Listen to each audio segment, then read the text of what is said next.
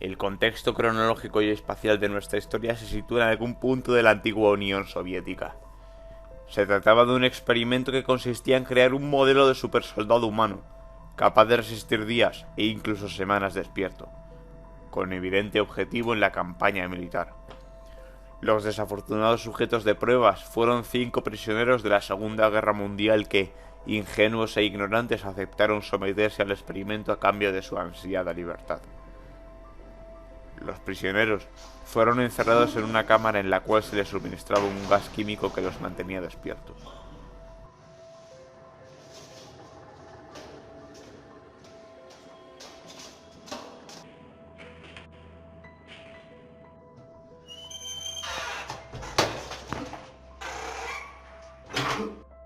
Mientras, los inmorales científicos soviéticos monitorizaban la evolución de los sujetos.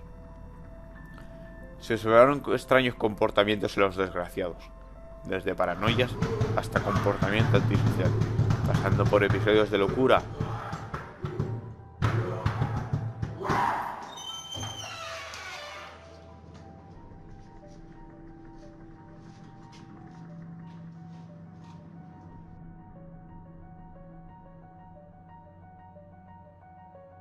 Pérdida del apetito,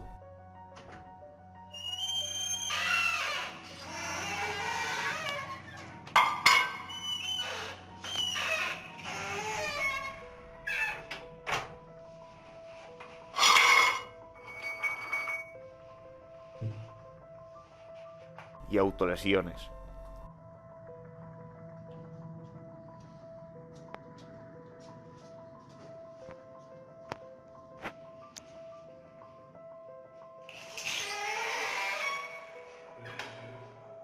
Cada día los científicos observaban la evolución del experimento de los diferentes sujetos. Todo estuvo bien por los primeros 5 días. Rara vez se quejaban después de que falsamente se les había prometido su libertad. Se aceptaban formar parte de la prueba y no dormir por 30 días. Sus conversaciones y actividades fueron monitoreadas y los científicos notaron que conforme pasaba el tiempo, ellos hablaban sobre incidentes traumáticos de su pasado. Después de 5 días, se empezaron a quejar de las circunstancias y eventos que los llevaron a donde estaban y empezaron a demostrar paranoia severa. Dejaron de hablar entre ellos y comenzaron a murmurar de manera alterna ante los micrófonos. De manera extraña, todos parecían creer que podían ganar la confianza de sus captores y traicionaban a sus camaradas. En un principio, se creyó que esto era un efecto del gas. Después de 9 días, el primero de ellos empezó a gritar. Corría por todo el cuarto gritando repetidamente por 3 horas seguidas. Después, trató de continuar gritando, pero solo podía dar un grito ocasional. Los investigadores postularon que físicamente se había destrozado las cuerdas vocales. La parte más sorprendente de este comportamiento fue cómo sus compañeros reaccionaron a esto. O mejor dicho, cómo no reaccionaron. Continuaban murmurando en los micrófonos hasta que el segundo de los prisioneros comenzó a gritar. 2 de ellos, que no gritaban, tomaron los libros y llenaron página tras página de sus propias heces, y de manera calmada los pusieron sobre las ventanas del cuarto. Los gritos cesaron de repente, al igual que los murmullos de los micrófonos. Pasaron otros 3 días. Los investigadores chequeaban los micrófonos constantemente para asegurarse de que trabajaban, porque creían que era imposible no escuchar sonidos con 5 personas dentro. El consumo de oxígeno indicaba que los 5 debían seguir vivos. De hecho, era el necesario para 5 personas que hacían ejercicio extenuamente. En la mañana del 14º día, los investigadores hicieron algo que no debían hacer. Para llamar la atención de los prisioneros, utilizaron el intercomunicador dentro del cuarto, esperando provocar respuestas de los prisioneros, pues temían que estuviesen muertos o en estado vegetal. Anunciaron: abriremos el cuarto para probar los micrófonos. Aléjense de las puertas y acuéstense con las manos atrás en el suelo o se les disparará. Se le otorgará la libertad a uno de ustedes si obedecen. Para su sorpresa, escucharon solo una frase: no queremos ser liberados. Hubo un gran debate entre los investigadores y las fuerzas militares que financiaban el proyecto. Sin poder provocar más respuestas utilizando el intercom, finalmente se decidió abrir el cuarto a la medianoche del día número 15. Se limpió el gas del cuarto y se llenó de aire fresco. Inmediatamente, voces de los micrófonos empezaron a objetar. Rogaban locamente que encendieran el gas nuevamente. Se abrió el cuarto para sacar a los prisioneros.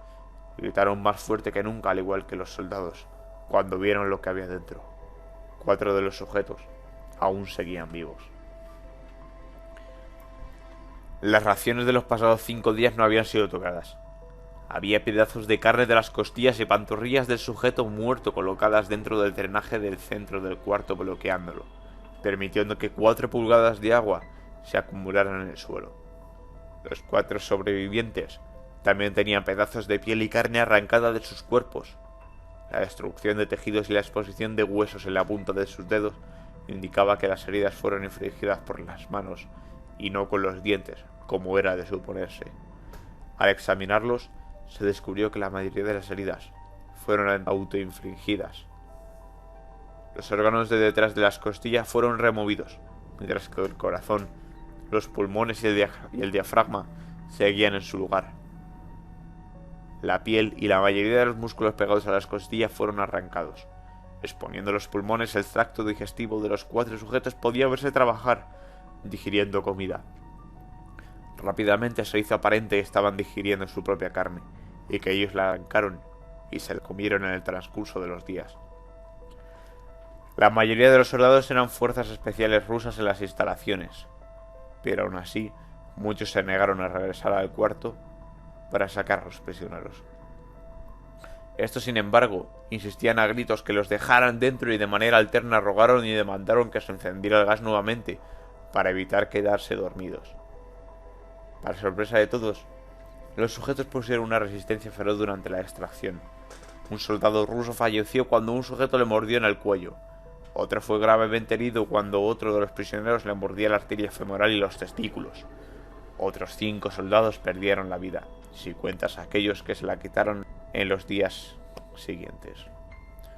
Durante la lucha, uno de los prisioneros dañó su brazo, sangrando de manera casi inmediata e intentó sedar al sujeto, pero fue imposible.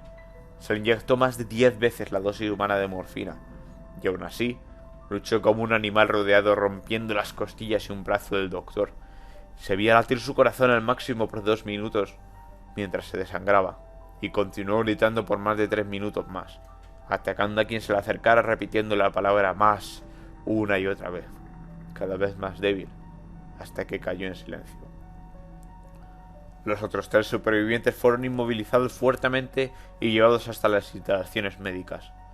2 de ellos, con cuerdas vocales intactas, demandaban continuamente más gas para permanecer despiertos. El más herido de los 3 fue llevado al único cuarto de cirugía que había en las instalaciones. En el proceso de su preparación para colocar nuevamente sus órganos en su lugar, se notó que el sujeto era totalmente inmune a los sedantes. Peleó furiosamente cuando el gas anestésico se le estaba colocando. Se necesitó un poco más de anestesia de lo normal para sedarlo, pero al momento que sus ojos se cerraron, su corazón se detuvo. En la autopsia se encontró que en su sangre había 9 veces la cantidad normal de oxígeno.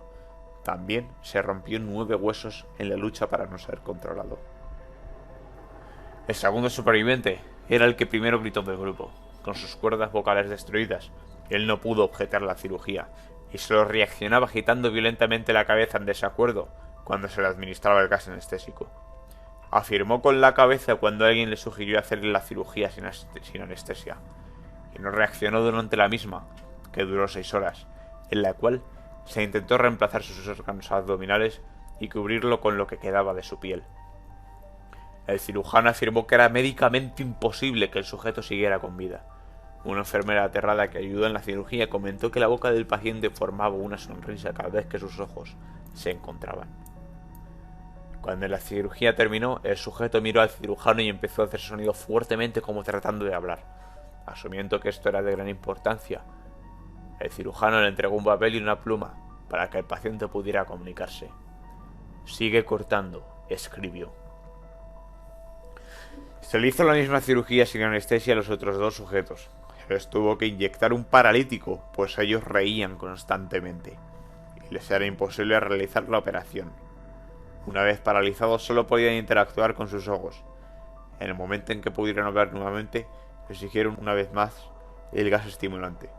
Los investigadores trataron de averiguar por qué se lastimaron de esa forma a sí mismos y por qué querían el gas nuevamente. La única respuesta fue: debo permanecer despierto. Se reforzó a los tres sujetos y se los devolvieron al cuarto, para esperar a su destino.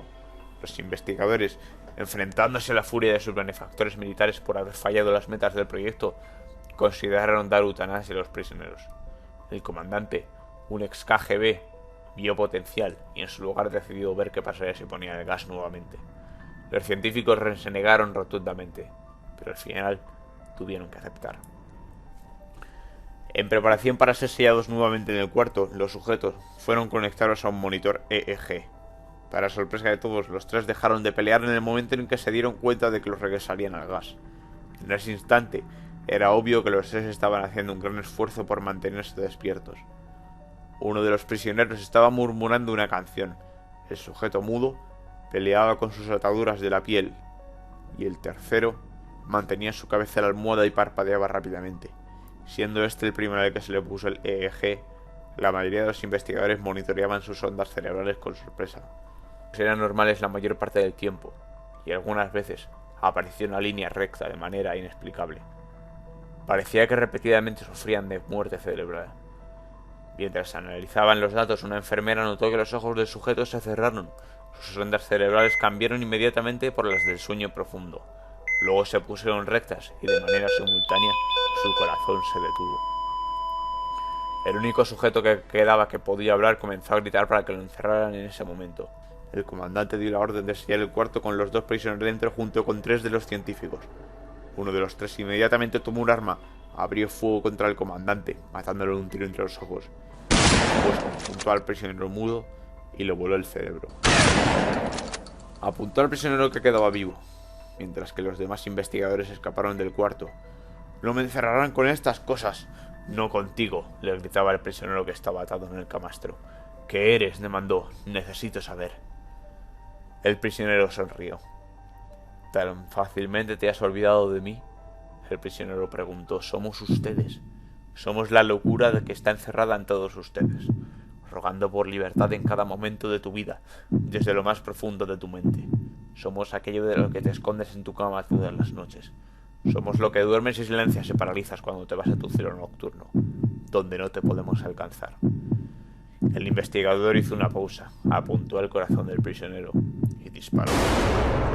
El EEG mostró una línea recta mientras el sujeto débilmente murmuró: «Casi tan libre».